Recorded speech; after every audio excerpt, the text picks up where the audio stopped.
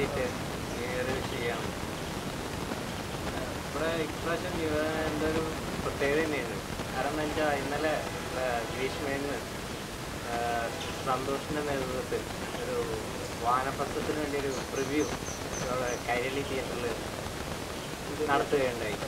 അതിലിവിടെ ഏകദേശം 11 പേരെത്തി. വളരെ കഷ്ടപ്പെട്ട് ടിക്കറ്റ് വളരെ നേരത്തെ തന്നെ റിസർവ് ചെയ്തിട്ട് സെക്കൻഡ് ഷോ കാണുകയുണ്ടായി. ഡിസംബർ 25 രാത്രി സെക്കൻഡ് ഷോ. ഈ ചലച്ചിത്രം മോഹൻലാലിൻ്റെ പുതിയ നൂറ്റാണ്ടിലേക്കുള്ള സമർപ്പണമാണ് എന്നും അതല്ല ഇത് ആസ് യൂഷ്വൽ അംബേദ്കറിനെ വെല്ലാൻ കഴിയില്ല, അതിന് അങ്ങനെ വന്നൊരു പുതിയൊരു എന്താ പറയുക പുതിയൊരു ആശയക്കുഴപ്പം തന്നെ ഉണ്ടാക്കിയിരിക്കുകയാണ്. അപ്പോൾ അതിനെക്കുറിച്ച് ചർച്ച ചെയ്യാൻ നമ്മുടെ ഇപ്പോൾ ഞാൻ രണ്ടുപേരെയും, അതായത് നമ്മുടെ മോഹൻലാൽ വിഭാഗത്തിന് വേണ്ടിയിട്ട് ശ്രീ സന്തോഷിനെയും അതുപോലെ അല്ലേ ശ്രീ സംഗീത് അദ്ദേഹം മമ്മൂട്ടി വിഭാഗത്തിനെയും പ്രതിജ്ഞയും നമുക്ക് ചർച്ച തുടങ്ങി വയ്ക്കണമെങ്കിൽ ഒരു കാര്യം വ്യക്തമാക്കാറുള്ളത്, മമ്മൂട്ടിയുടെ പുതിയ ചലച്ചിത്രങ്ങളൊന്നും ക്രിസ്മസിന് ഇല്ല അല്ലേ?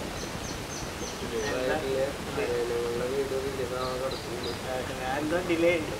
അപ്പോൾ ഇപ്പോൾ ക്രിസ്മസ് ചലച്ചിത്രങ്ങളുടെ കൂട്ടത്തിൽ ഇപ്പോൾ തൃശ്ശൂർ ഇപ്പം മുന്നേറുന്ന പ്രതീക്ഷയുമായി സന്തോഷമല്ല,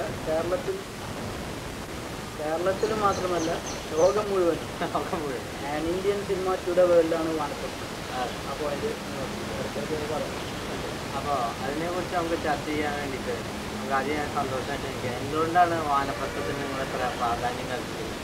മറ്റെല്ലാ പല ചലച്ചിത്രങ്ങളും ഇതിനു മുമ്പ് മോഹൻലാൽ വന്നിട്ട് അതുപോലെ പല വ്യത്യസ്തങ്ങളായ വേഷങ്ങൾ ചെയ്യുന്നു എന്ന് പറയുന്നു. അപ്പോൾ ഇത് എന്താണ് ഇതിന് വാനപ്രസ്ഥത്തിലുള്ള പ്രത്യേകത? അതിനെക്കുറിച്ചൊന്ന് ചെറുതായിരുന്നു ഈ ചിത്രം കണ്ട് കഴിഞ്ഞതിലേക്ക് എന്താണ് നിങ്ങളുടെ അഭിപ്രായം? എൻ്റെ അഭിപ്രായത്തിൽ വാനപ്രസ്ഥം എന്ന് പറഞ്ഞാൽ കേരള ജനതയ്ക്കുള്ള സിനിമ.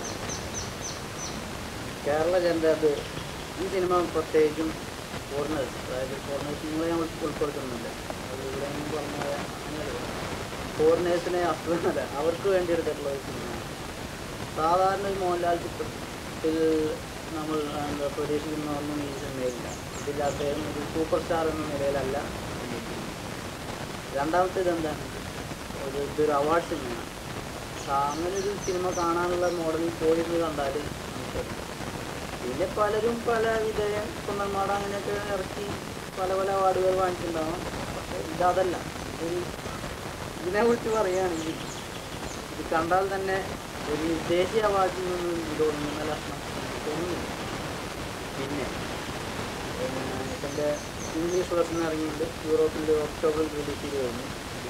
അവിടെ റിലീസ് ചെയ്യുന്നൊന്നും അറിയില്ല. ഒരുവിധം കുറേ ഫിലിം ഫെസ്റ്റിവലിലൊക്കെ അത് ഇറങ്ങിയിട്ടുണ്ട്.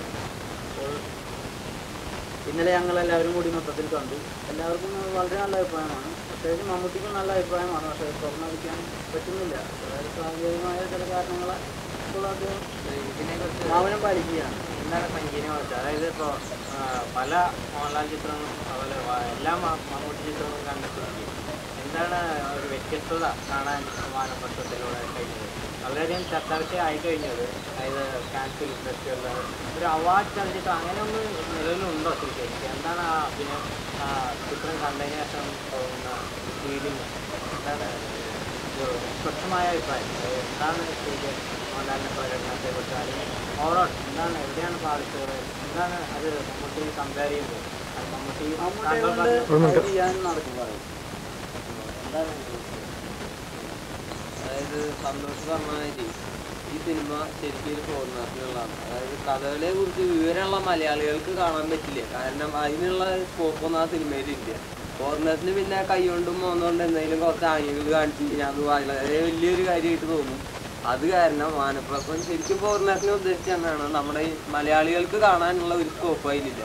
പിന്നെ അതിൽ മോഹൻലാലിനെ മാത്രം എടുത്തു പറയാനായിട്ട് ഒരു ഇതില്ല. അതിലെല്ലാ നടന്മാരും വളരെ നന്നായിട്ട് അഭിനയിച്ചിട്ടുണ്ട്. അതേമാതിരി ഒരു സാധാരണ നടനായിട്ട് തന്നെ മോഹൻലാലിനെ അതിൽ പരിഗണിക്കാൻ പറ്റും.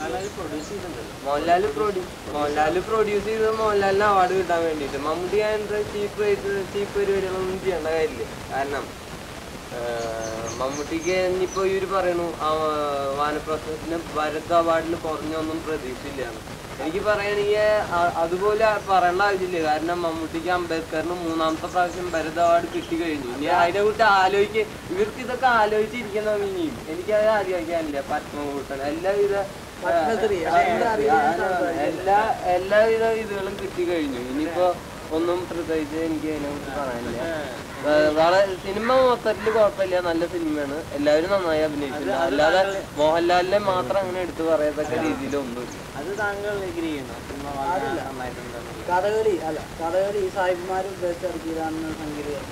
സാധാരണ ഒരു 2 സ്റ്റെപ്പ് ഇടാൻ ബുദ്ധിമുട്ടുന്ന ആൾക്കാർ ഇതേ റോൾ ചെയ്താൽ നന്നായി. ഞാൻ ഒരിക്കലും മോഹൻലാലിനെ മമ്മൂട്ടിയായിട്ട് കമ്പയർ ചെയ്യുന്നില്ല. ഞാൻ മോഹൻലാൽ എന്ന നടന്റെ അഭിനയത്തിനെ അങ്ങനെ പോൾട്ടാൻ മാത്രം ഒന്നുമില്ല അതിന്.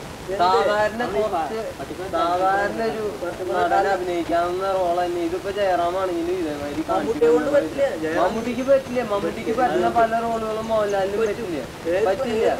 ഒന്നന്മാട, വിജയൻ, ഇതൊക്കെ മമ്മൂട്ടി വളരെ ക്ലാസ് ആയിട്ട് ചെയ്തിട്ടുള്ളതാണ്. വെറുതെ അല്ലാതെ ഒരു അവാർഡ് അതെന്താ അവാർഡിന് വേണ്ടി കൊടുത്തിട്ടുള്ള പണങ്ങളാണ്.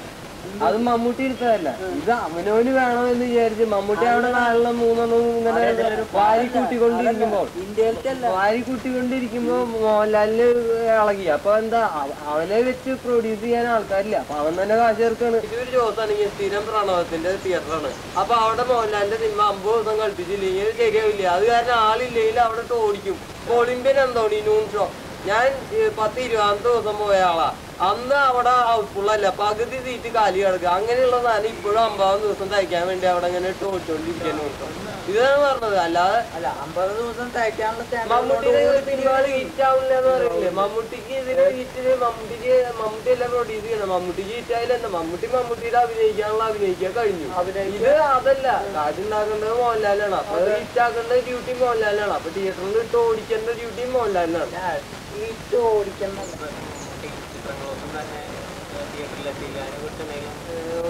ചില സാങ്കേതിക കാരണങ്ങളാൽ അരയങ്ങളുടെ വീട് എല്ലാം ഷൂട്ടിങ് കഴിഞ്ഞാൽ എല്ലാം റെഡി ആയി ഇരിക്കാന്ന്. പക്ഷെ ചില സാങ്കേതിക കാരണങ്ങളാൽ ഇറങ്ങാൻ പറ്റിയില്ല. ഇറങ്ങിയിരുന്നെങ്കിൽ വാനപ്രസവത്തിന് ഇന്നലെ സന്തോഷം ഇവിടുന്ന് 12 മണിക്ക് പോയിട്ട് 11 ടിക്കറ്റ് റിസർവ് ചെയ്തു. ഒരു തിരക്കുമില്ല. അത് കഴിഞ്ഞിട്ട് ഈ 11 ടിക്കറ്റിലേക്ക് ആളില്ലാതെ അവിടെ നിന്നിരുന്ന 3 ആൾക്കാരെ വിളിച്ചു കൊണ്ടുവന്നു. അതാണ് വാനപ്രസവത്തിന്റെ വെയിറ്റ്. അപ്പൊ അത്രയ്ക്കുണ്ട് വെയിറ്റ്. അല്ല, അങ്ങനെ ഓടുണ്ട്. ഇവിടെ വിധേയം റിലീസ് ചെയ്തായിരുന്നു, സ്വന്തമാണ് റിലീസ് ചെയ്തായിരുന്നു. എത്ര പേരുണ്ടായിരുന്നു, എത്ര ദിവസം ഓടി, ഏത് തിയേറ്ററിൽ ഇറങ്ങിയെന്ന് എനിക്കറിയും. ഞാൻ പറഞ്ഞുതരാം. ഇത് ഇറങ്ങിയത് 2ാം ദിവസത്തെ അവസ്ഥയാണിത്. ഇത് എത്ര ദിവസം ഓടുന്നുള്ളത് നമുക്ക് ആലോചിച്ചറിയാം. ഈ നിലയ്ക്ക് ക്രിസ്മസിന്റെ മുടക്കായിട്ട് പോലും ഇത്രയ്ക്കുള്ള അതാണ് പറഞ്ഞത്. ഇത് കേരള ജനതയ്ക്കുള്ളതല്ല. അതാണ് ഞാൻ പറഞ്ഞത്, കേരള ജനതയ്ക്കുള്ളതല്ല. എന്തുകൊണ്ടെന്നാ കേരള ജനതയിലത്തെ പല ആൾക്കാർക്കും കഥകളിയെ കുറിച്ച് അസലായിട്ട് വിവരമുണ്ട്. അപ്പൊ അവർക്ക് ഇതൊക്കെ കണ്ടു കഴിഞ്ഞാൽ മനസ്സിലാവും ഇതൊന്നും ഇത്ര വലിയ ആനയല്ല. സംഗതി ചെറിയ മുഖം കൊണ്ട് ചെറിയ ഇങ്ങനെ കാണിച്ചു കഴിഞ്ഞാൽ കാര്യം കഴിഞ്ഞു. ഇതിപ്പോ ഫോറിനേഴ്സിന് കാണുമ്പോ ഇത് അവൻ അങ്ങനെ കമ്മിറ്റിന്നൊക്കെ തോന്നും. അതാണ് പറഞ്ഞത്. ഫോറിനേഴ്സിനുള്ളത് കാനിൽ ഫിലിം ഫെസ്റ്റിവലിൽ ഇതിനൊക്കെ പോകും. ഇന്ത്യയില് കേരളത്തിൽ ഒരു വിജയം ആവാൻ പോണില്ല. ആദ്യം എടുത്തു പറഞ്ഞു വേറൊരു രീതിയിൽ അതിനെ നല്ല രീതിയിലേക്ക് ആക്കി പറഞ്ഞു എന്നുള്ളൂ. അല്ലാതെ സത്യാവസ്ഥ ഇതാണ്. അതായത് മലയാളികൾക്ക് കഥകളി അറിയാവുന്നതുകൊണ്ട് അത് അത്ര വലിയ ആനയൊന്നല്ല. ഫോറിനേഴ്സിന് ഇതൊക്കെ കഥകളി അവര് നാട്ടിൽ വന്ന് പഠിക്കും. അങ്ങനെയുള്ളവർക്ക് ഈ സിനിമയൊക്കെ അവിടെ വളരെ ഇഷ്ടപ്പെട്ടു എന്ന് വരും. സംഗീതത്തിന് ഒരു മോഹൻലാൽ അവാർഡിന് വേണ്ടി മാത്രം ചിത്രങ്ങൾ എടുക്കുകയാണ്. വേറെ ഒരു കമേഴ്ഷ്യൽ ചിത്രങ്ങൾ അല്ലെങ്കിൽ അവാർഡ് മുന്നിൽ കണ്ടുകൊണ്ട് മാത്രം എടുക്കുകയാണ്. മോഹൻലാലിന് അതിൻ്റെതായ ആവശ്യമുണ്ടോ? മോഹൻലാലിന് അതിൻ്റെതായ ആവശ്യമില്ല. ഇതിൻ്റെ ഏറ്റവും വലിയ കാര്യം എന്താണെങ്കിൽ മോഹൻലാൽ അല്ല ഇതിൻ്റെ പ്രൊഡ്യൂസർ. ഇതിൻ്റെ പ്രൊഡ്യൂസർ വന്ന് ഫ്രഞ്ചുകാരനായ തിയറി ഒരാളാണ് ഈ പടം. അത് സന്തോഷം എന്നെ കുറച്ച് മുമ്പ് പറയുന്നത് മോഹൻലാൽ ഇതിൽ പ്രൊഡ്യൂസർ ആണല്ലോ. അതെ, അത് പറയാം. എനിക്ക് ഒരു തിയറി അസോളി എന്ന് പറഞ്ഞ ഒരാളാണ് ഇതിൻ്റെ പ്രൊഡ്യൂസർ. അങ്ങോര് മോഹൻലാലിൻ്റെ അഭിനയം കണ്ട് പിന്നെ ഷാജി എൻ കരീമിൻ്റെ കഴിവും കണ്ട് അവർ രണ്ടുപേരും ചേർത്തൊരു പടം പിടിക്കണമെന്ന് പറഞ്ഞിട്ടാണ് വാനപ്രസ്ഥം കണ്ടപ്പോൾ അത് ഈ സിനിമ കൊടുക്കുന്നത്. പിന്നെ മോഹൻലാലിന് അവാർഡ് വാങ്ങിച്ചിട്ട് ആവശ്യമില്ല. അവാർഡ് വാങ്ങിച്ചിട്ടും പടം തിയേറ്ററിൽ ഓടുന്നില്ല എന്ന് പറഞ്ഞാൽ എന്താ കാര്യം? അങ്ങനെയുള്ളവരുണ്ട്. 3-4 നായി എന്നാലും പടം ഒന്നും തിയേറ്ററിൽ ഓടുന്നില്ല എന്നുള്ള അവസ്ഥയുള്ള ആൾക്കാർ. ചിലവർക്കൊരു ധാരണയുണ്ട് അഭിനയം എന്ന് വിചാരിച്ചു കഴിഞ്ഞാൽ 50 ദിവസം ഓടിക്കഴിഞ്ഞാൽ ആ സിനിമയിൽ അഭിനയിച്ചിട്ടുള്ള മോഹൻലാല് അസലായി അഭിനയിച്ചു. ഒരാഴ്ച മമ്മൂട്ടിയുടെ സിനിമ ഓടിയുള്ളൂ വെച്ചാൽ അത് തീരെ അഭിനയില്ല എന്ന് പറഞ്ഞു. എന്റെ അഭിപ്രായത്തിൽ എന്താണെങ്കിൽ ഞാൻ എത്ര ദിവസം ഓടണം എന്ന് നോക്കാറില്ല. സിനിമ നന്നായിണ്ടോ അഭിനയം നന്നായിണ്ടോ എന്ന് നോക്കാറില്ല. ഇവിടെ എങ്ങനെയാ കണക്ക്? മോഹൻലാലിന്റെ ഉസ്താദ് 60 ദിവസം ഓടി അല്ലെങ്കിൽ 75 ദിവസം ഓടി. ഇങ്ങനെ പറയുമ്പോ ആ സിനിമ കണ്ടു കഴിഞ്ഞാൽ നമുക്കറിയാം അത് ഒരു സ്കോപ്പും ഇല്ല. ആ തിയേറ്ററുകാര് അല്ലെങ്കിൽ അത് റിലീസ് ചെയ്ത ആൾക്കാരോ എന്തൊക്കെയോ കള്ളകളി കാരണം ഓടിച്ചിട്ടുള്ളതാണ് ആ സിനിമ. പിന്നെ കുറെ അന്ധമായിട്ടുള്ള ഇവനെ പോലെയുള്ള മോഹൻലാൽ ഫാൻസും കൂടിയിട്ട് ചെയ്തിട്ടുള്ള പരിപാടിയാണ്. മറ്റേ കഴിഞ്ഞിട്ടില്ലേ? അപ്പൊ അങ്ങനെ ഇരിക്കുമ്പോ മമ്മൂട്ടിയുടെ സിനിമകൾ ഓടില്ലേ എന്നുള്ളത് പ്രശ്നമില്ല. കാരണം അയാൾ അസ്ഥലായിട്ട് അഭിനയിച്ച് കഴിഞ്ഞാൽ ഉണ്ടായിരിക്കുക, അത് ഓടാതിരിക്കുക. ഇതിപ്പോ ഓടേണ്ടത് ഞാൻ മോഹൻലാലാണ് പ്രൊഡ്യൂസ് ചെയ്യണത്. ഇനി ഒരു 2 സിനിമ കൂടി പൊട്ടിക്കഴിഞ്ഞാൽ മോഹൻലാല് പ്രൊഡ്യൂസ് ചെയ്യലും ഉണ്ടാവില്ല, അഭിനയിക്കലും ഉണ്ടാവില്ല. ഈ വാനപ്രസ്ഥത്തോടു കൂടി ഒരുവിധം ലെവലായിരുന്നു.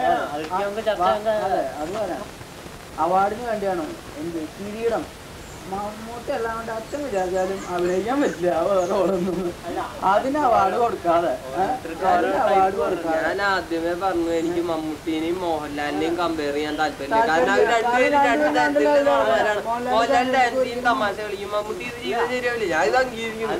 മമ്മൂട്ടി നല്ലൊരു നടനല്ല, അങ്ങോട്ട് അതിനുള്ള സ്കോപ്പ് ഇല്ല എന്ന് പറഞ്ഞാൽ ഞാൻ ഒരിക്കലും അംഗീകരിക്കാൻ പറ്റില്ല. മോഹൻലാലിന്റെ അത്ര റേഞ്ച് ഇല്ലാന്നുള്ളത് ഞാനില്ല, പലരും പറയണ്ടത്. കാര്യങ്ങളൊന്നും മമ്മൂട്ടിയെ കൊണ്ട് നടക്കില്ല. അല്ല, നിങ്ങൾ ഉദ്ദേശിക്കുന്ന ഈ റേഞ്ച് എന്ന് പറഞ്ഞാൽ എന്താ? എല്ലാ റോളും എടുക്കാനുള്ള കഴിവ്, എല്ലാ റോളും എടുക്കുന്ന റോളുകൾ കറക്റ്റ് ആണെങ്കിൽ എല്ലാ റോളും എടുത്തില്ലെങ്കിലും യാതൊരു വിരോധവും ഇല്ല. എന്റെ അഭിപ്രായം ഇരിക്കണ റോള് കറക്റ്റാ. എന്നാ ചെയ്യുമ്പോ ആള് പിടിച്ചു നടന്നോട്ടെ രാവിലെ തൊട്ട്. വേറെന്ത് പണി ചെയ്യാറ്? ഇതിനൊക്കെയല്ല അവാർഡ്. വാള് പിടിച്ചു പറഞ്ഞാൽ അവന് നാട്ടിലുള്ള അവാർഡ്. മോഹൻലാല് കർത്തനമ്പാടിയില് വാള് പിടിച്ചു, പരിചയം പിടിച്ചു, ഒക്കെ പിടിച്ചു. എന്നിട്ട് ആദ്യം ഷൂട്ട് ചെയ്തോ ഇല്ലേന്നല്ല, അതിൽ നല്ലൊരു അഭിനയം കാഴ്ചവെച്ചിട്ടുണ്ടെങ്കിൽ അതിന് തീർച്ചയായിട്ടും നാഷണൽ അവാർഡ് കിട്ടിയിരുന്നു.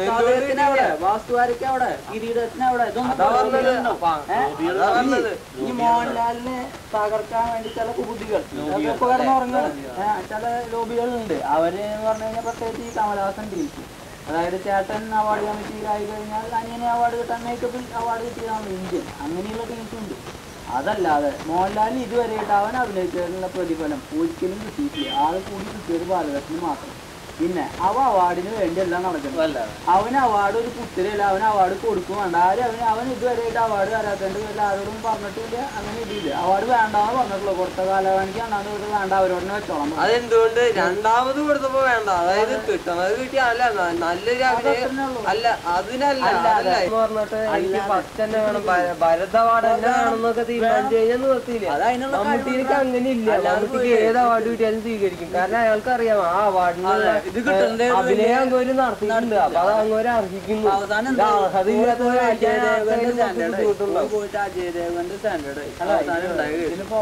അല്ല, ആ പറഞ്ഞതിന്റെ അർത്ഥം മനസ്സിലായില്ല. ഇനി വേറെ അവിടെ പറഞ്ഞത് വേണ്ട. കേരളത്തിലെ പിന്നെ മോഹൻലാലിന് ഇപ്പൊ ഇതിൽ അവാർഡിന് സ്കോപ്പ് ഉണ്ടോ എന്ന് ചോദിച്ചാൽ മോഹൻലാലിന് ഇതിൽ അവാർഡ് കൊടുത്തില്ല. അതല്ല ഇപ്പൊ പറഞ്ഞത്. അജയ് ദേവ്ഗാന്റെ അത് വിശദീകരിച്ചിട്ട് അടുത്ത